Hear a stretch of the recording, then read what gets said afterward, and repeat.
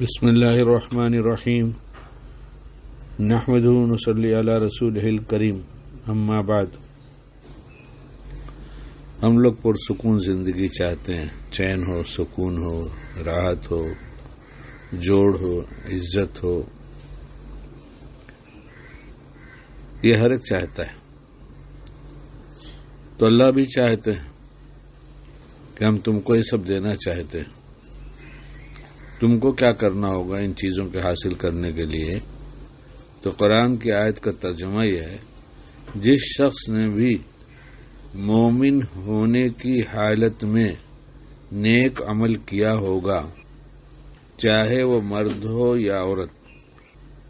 ہم اسے پاکیزہ زندگی بسر کرائیں گے اور ایسے لوگوں کو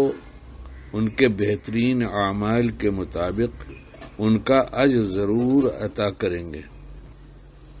ایک دوسری جگہ اس انداز سے بات کہی گئی ہے، اللہ تعالیٰ نے قسم کھا کر فرمایا، جس نے ہمیں راضی کر لیا۔ تفسیر میں علماء لکھتے ہیں،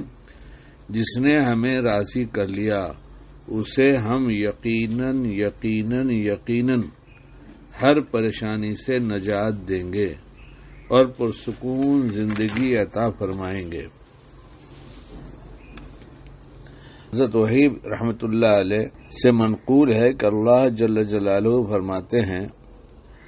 میری عزت کی قسم، میری عظمت کی قسم اور میرے جلال کی قسم، جو بندہ میری رضا کو اپنی خواہش پر ترجیح دے، میں اس کے غموں کو کم کر دیتا ہوں اور اس کے کاموں کو جمع کر دیتا ہوں، اور میں اس کے دل سے فقر نکال کر اس میں غنا بھر دیتا ہوں اور اس کی تجارت تمام تاجروں سے زیادہ نفع بخش کر دیتا ہوں۔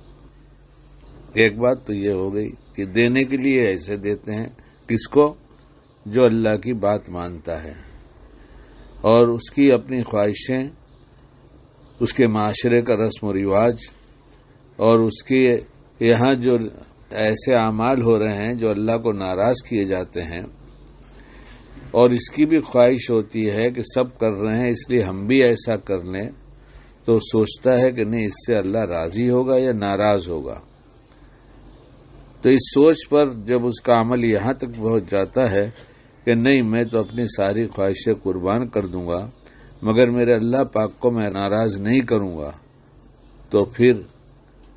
جو میں نے اوپر سنایا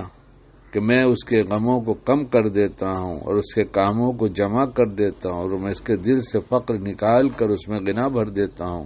اور اس کی تجارت تمام تاجروں سے زیادہ نفع بخش کر دیتا ہوں۔ اور جو اس کے خلاف کرتا ہے کہ جو مرضی بائی وہ کیا، جو رسم و رواج میں اپنے معاشرے میں چل رہی، ہاں نماز پڑھتے ہیں، روزہ رکھتے ہیں اور اچھے کام بھی کچھ کر لیتے ہیں، لیکن معاشرے کی وہ رسمیں جو ہے جڑ پکڑ چکی ہیں، جسے اکثر لوگ کرتے ہیں اور رسموں میں شامل ہونے کے لیے بلاتے ہیں اور ہم بخوشی جاتے ہیں